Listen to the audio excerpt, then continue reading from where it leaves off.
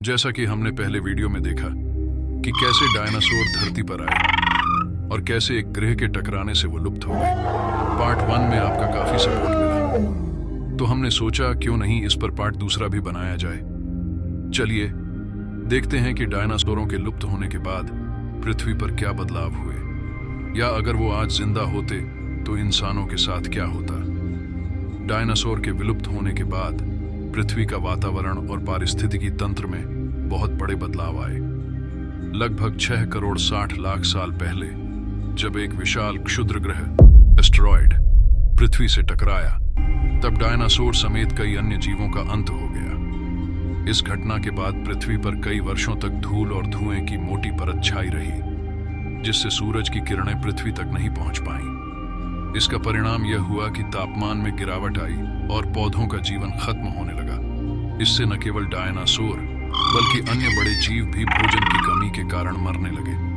डायनासोरों के विलुप्त होने के बाद छोटे स्तनधारी मैमल्स जीवों का विकास तेजी से हुआ। ये छोटे जीव जो पहले डायनासोर के डर से छिपकर रहते थे, अब जंगलों, घास के मैदानों और अन्य पर्यावरणीय क्षेत्रों में फैलने लगे। उनके साथ साथ पक्षियों, जो कि डायनासोरों के ही वंशज थे, ने भी धीरे धीरे अपना आकार और स्वरूप बदला।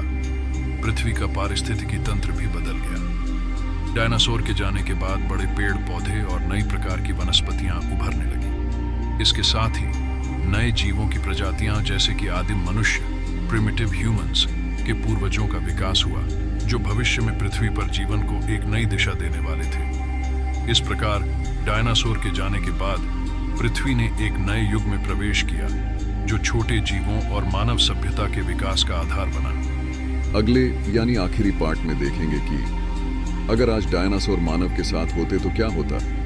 ये कुछ फैक्ट्स थे जो हमने आपके सामने दर्शाए। ऐसे ही फैक्ट्स जानने के लिए कृपया हमें सपोर्ट करें और हमारे चैनल को लाइक एंड सब्सक्राइब करें। धन्यवाद।